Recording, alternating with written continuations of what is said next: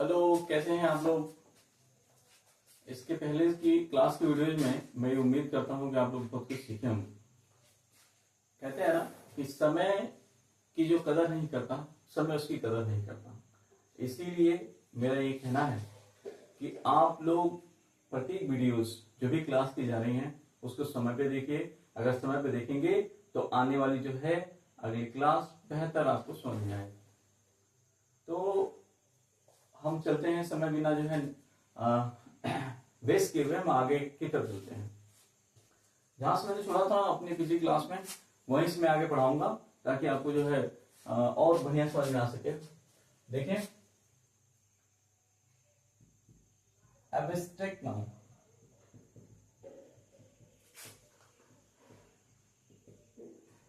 ये जो मैंने एब्स्ट्रैक्ट नाउन लिखा है ये 7वां नंबर होना चाहिए।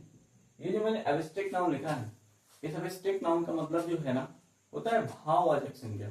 भाव भाव मतलब जिसमें हमारी जो है ना भावनाएं दिखाई देती हैं, जिसमें हमारी जो ना फील हमें क्या एहसास हुआ है ना वो दिखाई देता है। जैसे इसके जो है नाउन्स क्या क्या हो सकते हैं, काइंडनेस, हैप्पीनेस, सिंपैथी, एंगर आदि बहुत सारे नाउन्स हो सकते हैं। एक और लिख लेते हैं ऑनेस्टी। तो ये जितना भी मैंने लिखा हुआ है, ये जो भी मैंने लिखा हुआ है, यह जो है क्या है, यह भाववाचक संज्ञा है। इसको हम फील कर सकते हैं, इसको हम महसूस कर सकते हैं, ये हमारी भावनाएं हैं। जैसे काइंडनेस दयालुता, हैप्पीनेस खुशहाली, सिंपैथी मीन्स होता है दया, एंगर मीन्स नाराजगी, ऑनेस्टी मीन्स ईमानदारी। बच्चों यह हमारा एब्स्ट्रैक्ट नाउन है। इसके बाद से देखिए इसी में जो है एक और नाउन हमारा आता है, वो है मेटीरियल नाउन। मेटीरियल नाउन क्या होता है, इस चीज को समझें। मेटीरियल नाउन ऐसा नाउन जिसमें पदार्थ के बारे में पता चलता है।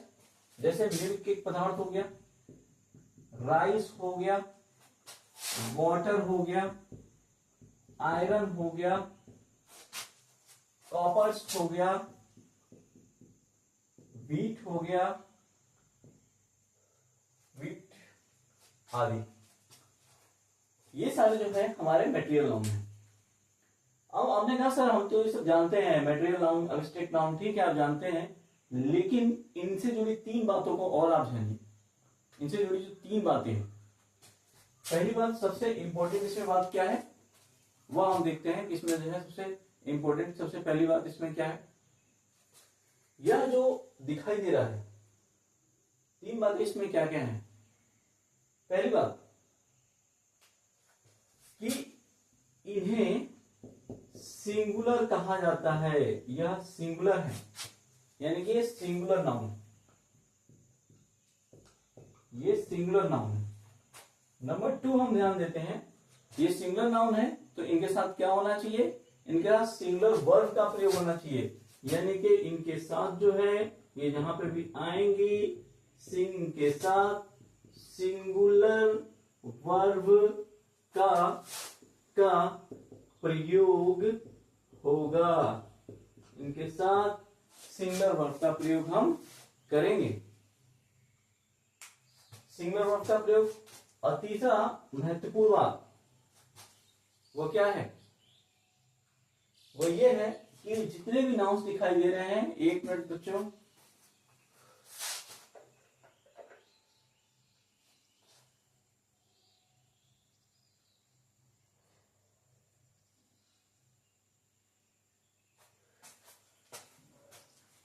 इन्हें सिंगुलर नाउन, ये सिंगुलर नाउन है, इनके साथ सिंगुलर वर्ब का प्रयोग होगा।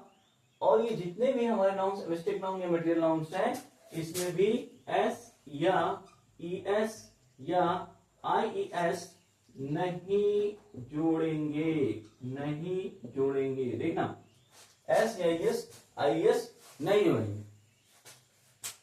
ऐसा होता है कि जब इसमें एस ईएस या आईएस जोड़ते हैं तो यह जो है कुछ और बन जाता है, हमारा अर्थ का अनर्थ हो जाता है। तो मैं आगे एग्जांपल्स में भी समझाने जा रहा हूं कि SAIS IS क्यों नहीं जोड़ेंगे। बाकी आप 3 बातें इसमें दिमाग में बिठा लीजिए। एब्स्ट्रैक्ट नाउन, मटेरियल नाउन समझ लीजिए। एब्स्ट्रैक्ट नाउन भाववाचक संज्ञा, मटेरियल नाउन पदार्थवाचक संज्ञा। इसमें जान जाइए कि इन्हें सिंगुलर नाउन कहते हैं, मतलब एक क्वेश्चन संज्ञा है ये। इनके साथ सिंगुलर वर्ब का प्रयोग करेंगे। इस साथ जो क्रियाएं आएंगी, जैसे कहीं पे वर आया है तो वॉज आ जाएगा, आ रहा है तो इज आ जाएगा, हैव आया है तो हैज आ जाएगा। अभी मैं एग्जांपल्स में आपको क्लियर करूंगा। SAIS का प्रयोग नहीं करेंगे। क्यों नहीं करेंगे, अभी मैं आगे लिखने जा रहा हूं। ऐसा हम क्यों नहीं करेंगे।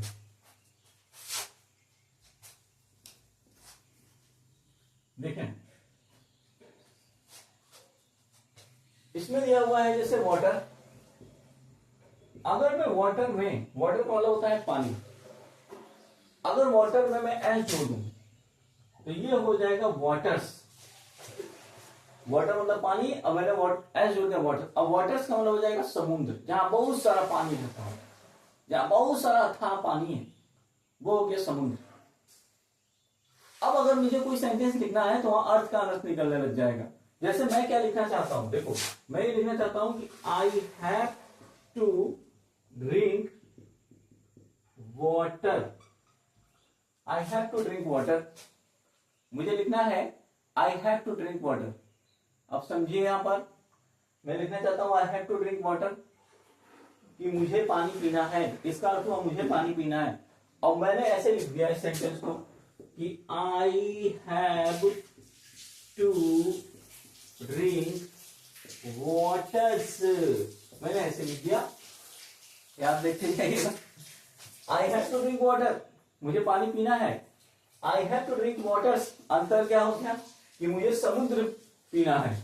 बताओ ऐसा कभी हो सकता है? कोई कहेगा, कोई पानी मांग रहा हो तो कहेगा मुझे समुद्र पीना है? नहीं, यह सेंटेंस सरासर गलत है, यह सेंटेंस सही है। इसलिए मैंने कहा था कि अर्थ का अनर्थ हो जाएगा। इसीलिए आपको सेंटेंस को समझकर, उसकी चीजों को समझकर बढ़िया से वहां पर उसका प्रयोग करना है। तो ये एग्जांपल्स में रहा, इसको डायरेक्ट इसको इरेज कर दें, मिटा दें। अगले एग्जांपल्स चलते हैं।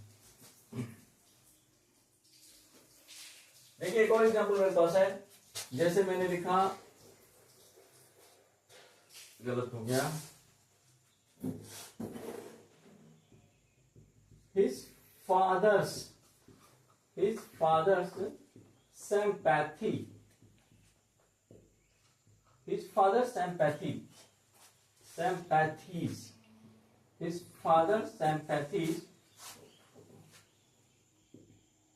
father's sympathies are with the poor। उसके पिता की सहानुभूति, या दया आर विद द पुअर, गरीब लोगों के साथ है। अब इसमें गलती क्या गया है, देखो यहां पर सिंपैथीज में आईएस जोड़ा गया, मतलब चाहे आपका एब्स्ट्रैक्ट नाउन हो या मटेरियल नाउन हो। अब यहाँ पर जो है आर का प्रयोग नहीं करना, क्योंकि सब एक वचन हो गया, सिंगुलर नाउन हो गया। ये सिंगुलर नाउन के जो है नंबर्स हो गए।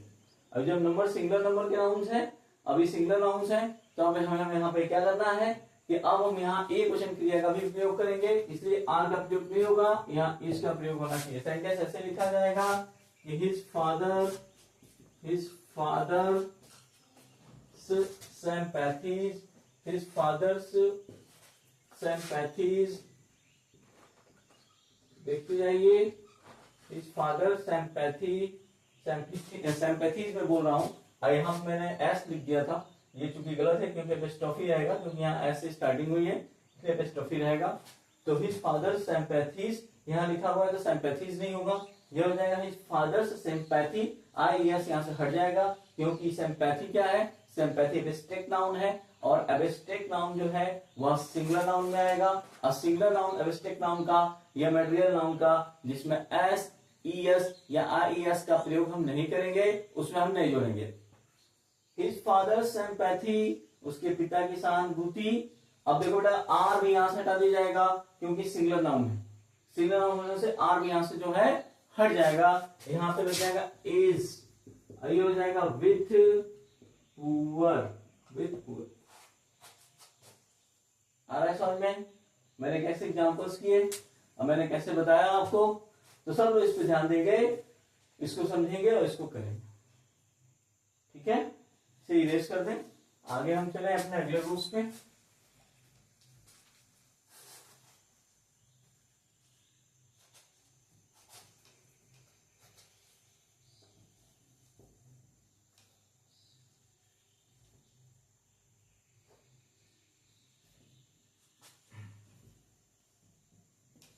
देख लें,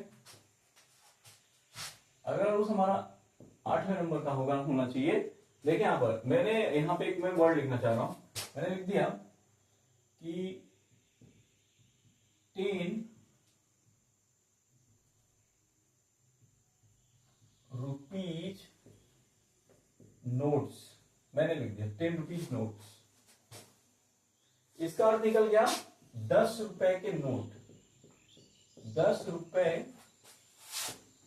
के नोट। इसी साथ मैंने यहां पे जो है और लिखा है कंपाउंड वर्ड 10 रुपी नोट। अब देख लो इसका जो अर्थ निकलेगा वो निकलेगा एक 10 रुपए का नोट, एक 10 रुपए का नोट। सबको देखते जाइए, एक 10 रुपए का नोट। यहां क्या लिखा, 10 रुपीज नोट्स, 10 रुपए के नोट, एक 10 रुपी नोट, एक 10 रुपए का नोट। ये वेरी इंपॉर्टेंट क्वेश्चन, जल्दी समझ में नहीं आता बच्चों को, क्योंकि बुक में ठीक से दिया ही नहीं। बोलो 10 रुपीज नोट्स, 10 रुपए के नोट, एक 10 रुपी नोट, एक 10 रुपए का नोट, एक 10 रुपए का के नोट नहीं, यहां का नोट कर देते हैं, का नोट कर देते हैं बच्चों। तो ऊपर वाले का मतलब हुआ कि 10-10 रुपए के नोट मेरे पास बहुत सारे, मतलब 4-5 जो भी नोट होंगे वो 10-10 रुपए के नोट्स मेरे पास। नीचे वाले का मतलब हुआ कि एक 10 रुपए का नोट है मेरे पास, एक 10 रुपए का note.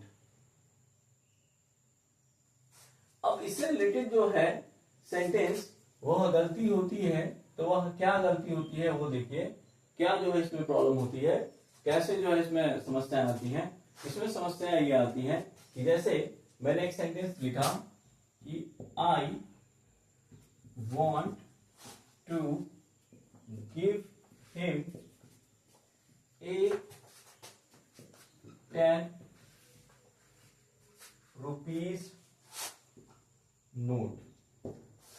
I want to give him a 10 rupees note. मैं उसको एक 10 रुपए का नोट देना चाहता हूं, लेकिन इसे लिखा कैसे जाएगा, लिखा ऐसे जाएगा इसको कि यहां पर देखो गलती है, 10 रुपीज में देखो गलती है।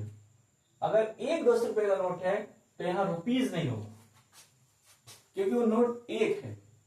देखो यहां मैंने लिखा है रुपी। अगर 10 रुपीज, अगर ए यहां नहीं होता तो 10 रुपीज ये नोट्स होता तो 10 रुपए के नोट्स हो जाते। यानी कि बात, उसके कहने का मतलब क्या है, सब लोग ध्यान दीजिए।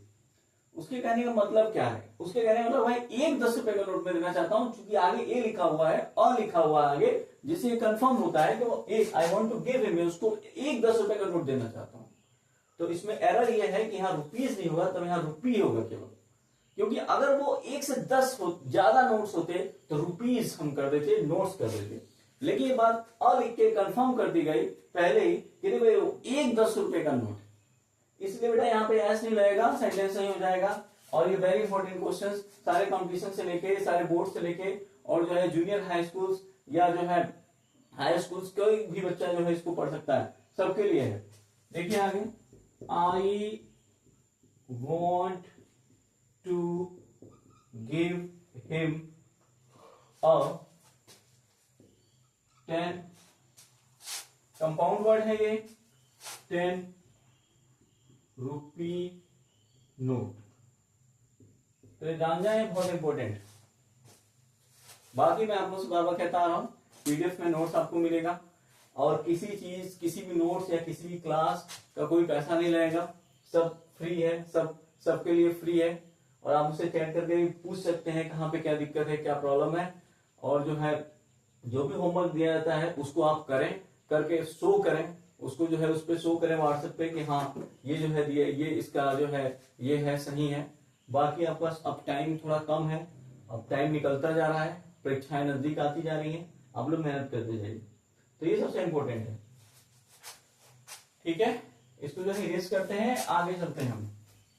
अब इसी तरह के और भी जो है वर्ड्स आएंगे जिसको आपको करना होगा, इसी तरह के और भी वर्ड्स आएंगे।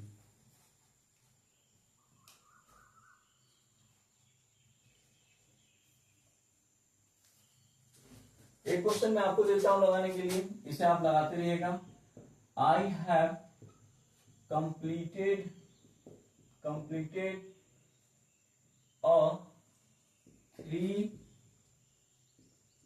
miles race. I have completed a 3 miles race. इसमें क्या गलती है, इसे आप सुधार करके बताइएगा, इसे सुधारिएगा, सुधार करके मुझे जो है बताइए, कमेंट में बताइएगा कि क्या कैसे होना चाहिए, कैसे सही होना चाहिए, क्या सही होगा, इसे कमेंट करके आप जरूर बताइएगा।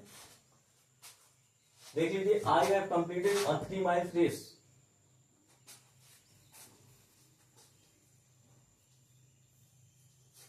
अब देखिए एक बहुत ही कॉमन वर्ड, बहुत अच्छा वर्ड, अगर हम चलते हैं 9th में, ब्रदर। ब्रदर आएगा जो हमारा रूल है, ब्रदर। अब ब्रदर का मतलब होता है भाई, सबको जानता है, लिखने की आवश्यकता नहीं, भाई। अब देखिए यहां पे मैंने जो ब्रदर लिखा हुआ है, इस ब्रदर का जो है प्लूरल 2 होते हैं, इसके बहुवचन 2 होते हैं। ये सिंगुलर है, इसके प्लूरल 2 होते हैं। प्लूरल कौन से 2 होते हैं? एक हो गया ब्रदर्स, सबको जानता है कि भाई एस लगा के बना लो, ब्रदर्स एस लगा लो, बहुवचन हो जाएगा। एक होता है ब्रदरेन, BRETHREN, ब्रदरेन। तो इसके 2 होते हैं बेटा, एक ब्रदर्स, एक ब्रदरेन। ये दोनों बहुवचन है, ब्रदर्स भी ब्रदरेन भी। ब्रदर्स क्या होता है आपको बता दें, जब एक ही माता पिता के पुत्र रहेंगे तो आपस में ब्रदर्स हो जाएंगे। जब वो खास भाई हैं, जैसे किसी माँ बाप के 2 बच्चे हैं तो आपस में भाई भाई, दोनों लड़के आपस में भाई भाई, तो उसके लिए ब्रदर्स बोलेंगे दे आर ब्रदर्स, वे भाई हैं, दे आर ब्रदर्स। तो हम बोलेंगे दे आर ब्रदरन नहीं बोलेंगे। अब ब्रदरन का क्या होगा, ये जैसे हमारा गांव मोहल्ला होता है, समाज होता है, तो हम आपस में भाई भाई बन जाते हैं। जैसे बगल का कोई है हमारे पड़ोस का, तो हम कहते हैं भाई हमारा भाई है, लेकिन क्या एक्चुअली में आपका भाई होता है? एक्चुअली में आपका भाई नहीं होता। तो हम उसको क्या बोलते हैं, उसको भाई बोलते हैं। तो ये जो समाज के हमारे भाई हैं, गांव मोहल्ले शहर, मतलब हमारे मोहल्ले के, हम मोहल्ला लिखना ठीक रहेगा, हमारे मोहल्ले के जो है, मोहल्ले के भाई जो हमारी फैमिली के नहीं है, जो हम ये कह सकते हैं, देखो अगर हमारी फैमिली का कोई हमारे चाचा का लड़का होगा ना तो कजिन हो जाएगा, उसको नहीं बोलेंगे तब ब्रदरन, कजिन्स हो जाएंगे, है ना। तो यहाँ पर क्या है, मोहल्ले के भाई अगल बगल के, ये हमारे भाई ब्रदरन कहलाते हैं। तो समझ गए, ध्यान दीजिएगा, ब्रदर लिखा हुआ है, ब्रदर के 2 जो है प्लूरल होते हैं, 2 बहुवचन होते हैं, एक ब्रदर्स एक ब्रदर। ठीक है, आगे बढ़े, आगे चलते हैं।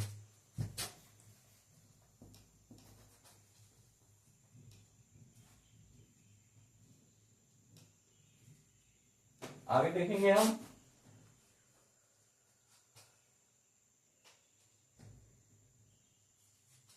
लिखा हुआ है क्लोथ। भाई क्लोथ मीन्स क्या होता है? कपड़ा। क्लोथ मीन्स कपड़ा। इसके भी बहुवचन होते हैं, इसके 2 बहुवचन इसके भी होते हैं। एक होता है क्लोथ्स और एक और होता है वो क्लोथ्स ही होता है। दोनों में अंतर क्या होता है कि यहाँ ईएस नहीं लगा हुआ, यहाँ ईएस लगा। ध्यान दीजिए, CLOTHS, CLOTHES, यहाँ एस है, यहाँ एस नहीं है, यहाँ ES है, यानी क्लोथ्स। क्लोथ के क्या है? 2 बहुवचन, एक क्लोथ एक क्लोथ। देखते जाइएगा आप लोग बढ़िया से। अब देखिए अंतर क्या है भाई, अंतर इसमें डिफरेंस क्या है सर? डिफरेंस ये है कि ये जो क्लोथ होता है ना, यह एक से ज्यादा ही कपड़ों को बोलते हैं, लेकिन जो कपड़े सिले ना गए हैं, जो कपड़े सिले ना गए, जैसे कि हमें दर्जी के यहां जाना है कपड़े लेकर कि सॉरी, कि हमें जाना है दर्जी के यहाँ, तो हम सिलवाना चाहते हैं पैंट शर्ट, तो हम जाएंगे बाजार से कपड़े खरीद के लाएंगे, पैंट काला होगा, शर्ट काला होगा। तो जो अलग अलग टुकड़ों टाइप में होगा, जो वैरायटीज होगी, वो हमारी हो जाएगी क्लोथ्स। अब जो कपड़े सिल गए हैं, जो कपड़े सिले हुए हैं, यानी कि गारमेंट जिनको बोलते हैं, तो सिले गए कपड़े का जो बहुवचन है वो क्लोथ्स होता है, और जो सिले नहीं गए उसके बहुवचन क्लोथ्स होता है, और एक वचन क्लॉथ होता है दोनों। ये चीज आप ध्यान दीजिएगा। नेक्स्ट आगे हम चलते हैं।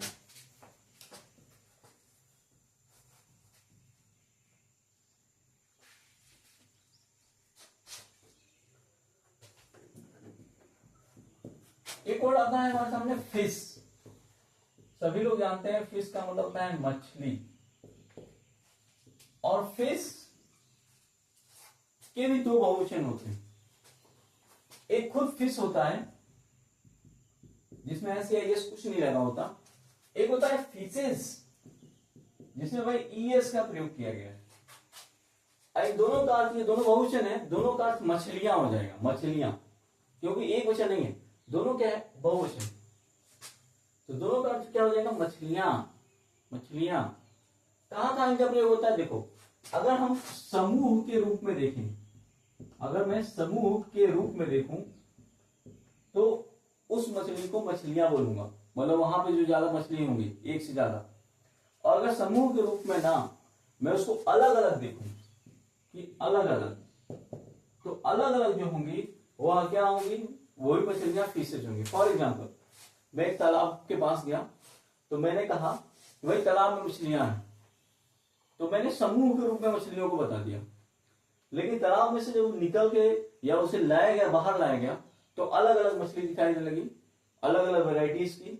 जैसे किसी को हम रोहू बोलते हैं, किसी को ब्रिगेड, ऐसे करके मछलियां बोलते हैं, मुझे ज्यादा नाम नहीं पता है। तो वो जब निकाल के हमने टोकरी में रखा तो भी मछलियां हैं, लेकिन वो अलग कर दी गई। अब वो समूह से अलग है, अब वहां से अलग हो गई, तालाब से निकाल दी गई। तो ऐसे मछलियों को हम बोलेंगे फिशेस।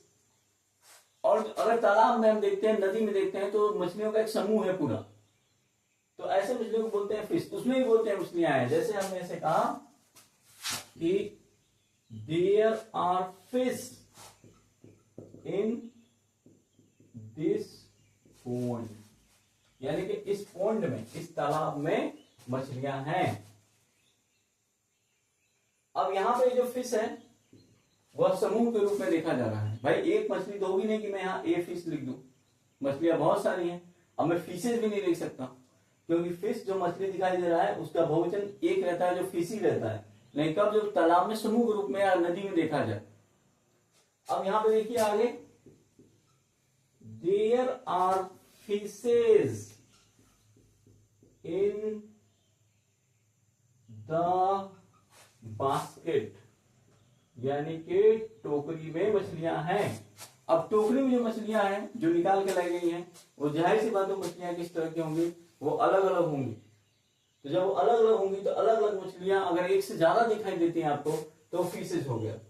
उसमें ईएस का प्रयोग कर दिया गया। देख लो ईएस लिखा हुआ है। अगर लिखावट आपको नहीं समझ में आती है तो बताइएगा कमेंट करके, थोड़ा और साफ लिखिए। सर मैं बिल्कुल I will try my best to write clearly. तो देखो, there are fishes in the basket, दोनों में आप जो है अंतर समझ गए होंगे। इसीलिए जब भी इसका प्रयोग आएगा तो अपनी आप बुद्धि से, दिमाग से उसको सही कीजिएगा। ठीक है, हम अगला चलते हैं, अगले टॉपिक की तरफ चलते हैं। सब लोग ध्यान देते जाइएगा, समझते जाइएगा। आई होप कि आप बहुत अच्छा समझ रहे होंगे।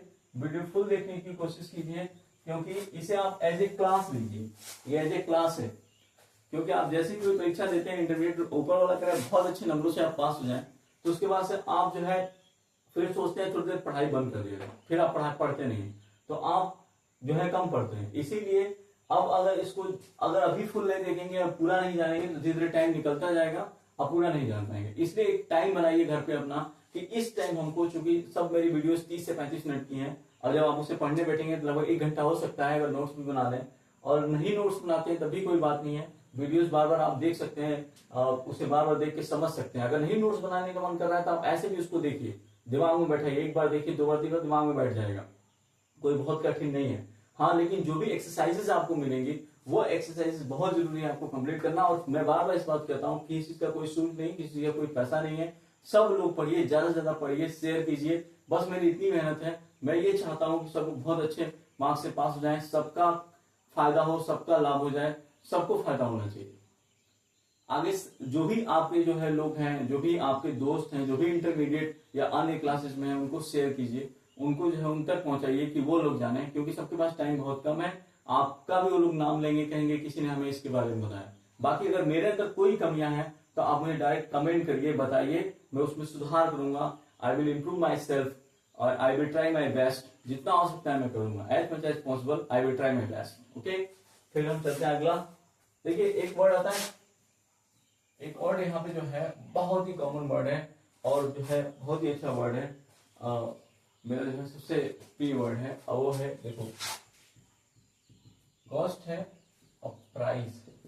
समझो, एक कॉस्ट और प्राइस। कॉस्ट क्या है, प्राइस क्या है? देखो, हम जब दुकान पे जाते हैं ना, तो हम कभी कभी बोल देते हैं इसका कॉस्ट क्या है, जब हम खरीदने जाते हैं। तो दुकानदार ना, जो समझदार दुकानदार होते हैं, थोड़ा चौंक जाते हैं।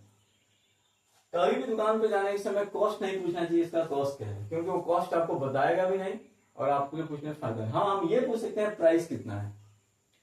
कॉस्ट और प्राइस में ये अंतर है कि कॉस्ट जो होता है वो किसी वस्तु की लागत मूल्य होती है। लागत मतलब उसको बनाने में जो तैयार किया गया, जैसे मैन्युफैक्चरर जो निर्माण करता होता है वो तैयार करता है। जैसे उसने क्या किया कि रॉ मटेरियल लेके आया, अपने जो है फैक्ट्री में उसने यूज किया उसका, और जो है जो भी लोग मजदूर काम किए उनको तनख्वाह दिया और उसको तैयार किया। तो उसने 1 रुपए का वो सामान बनाया, वो सामान 1 रुपए का बन गया। समझिएगा बात, वो सामान 1 रुपए का बन रहा है, 1 रुपए का। अब इसी जो है सामान को, बने हुए सामान को दुकानदार जाता है और वहां से खरीद के लेके आता है। जब वो खरीद के लेके आता है तो वह 1 रुपए में खरीद के लेके आया है, लेकिन अपने यहाँ वो 1 रुपए में नहीं बेच सकता, वो 1.5 रुपए में बेचता है। तो जब वो दुकानदार जाता है और जब फैक्ट्री से खरीद के आता है तो वो उसे कॉस्ट बोलते हैं, उस खरीदारी को कॉस्ट बोलते हैं। मतलब क्या करे कि शॉपकीपर अगर जाके खरीदे, यानी कि दुकानदार अगर खरीदे, दुकानदार खरीदता है तो वही चीज दुकानदार यदि खरीदता है तो वही चीज जो है कि जो उसी सामान का जो मूल्य है वो कॉस्ट कहलाएगा। और दुकानदार गया, शॉपकीपर गया, उसे लेके आया अपनी दुकान में, और आप जा रहे हैं खरीदने, आप चूंकि कस्टमर हैं, और जब आप खरीदने जा रहे हैं तो वह क्या हो जाएगा, वह हो जाएगा प्राइस। कस्टमर यदि खरीदता है तो हो जाएगा प्राइस। तो आप समझ गए होंगे, प्राइस वह मूल्य होता है कि जिसे दुकानदार अपनी दुकान में लागत मूल्य प्लस अपना प्रॉफिट लेके बेचता है, और कॉस्ट वो मूल्य होता है जिसे दुकानदार खुद जाता है मैन्युफैक्चरर के पास और जितने भी मूल्य में बना होता है उसमें वो खरीद के लेके आता है, तो उसका लागत मूल्य है। तो कॉस्ट हम कहीं भी नहीं पूछ सकते, हम कहीं भी अगर कॉस्ट पूछेंगे तो कॉस्ट बताएगा नहीं, कभी दुकानदार कॉस्ट बताएगा नहीं, क्योंकि अगर उसने कह दिया 1.5 रुपए का, ये 1 रुपए का सामान है, मैं 1.5 रुपए में बेच रहा हूं, तो आप कहेंगे 50 पैसे का प्रॉफिट आपको नहीं देंगे, आप 10 पैसे का प्रॉफिट देंगे, लीजिए। तो दुकानदार नहीं बताता। याद रखिए, कॉस्ट शॉपकीपर, दुकानदार, शॉपकीपर यानी कि दुकानदार खरीदता है, और कस्टमर यदि खरीदता है, यानी कि क्या, ग्राहक यदि खरीदता है, ध्यान दीजिएगा, यदि ग्राहक खरीदता है। ठीक है, तो आज की वीडियो में इतना ही। नाउन एंड नंबर मेरी तरफ से कंप्लीट हो चुका है। नेक्स्ट वीडियो में हम नाउन का जो है या तो केस देखेंगे या तो जेंडर देखेंगे। ओके, ठीक है, thank you very much, bye bye.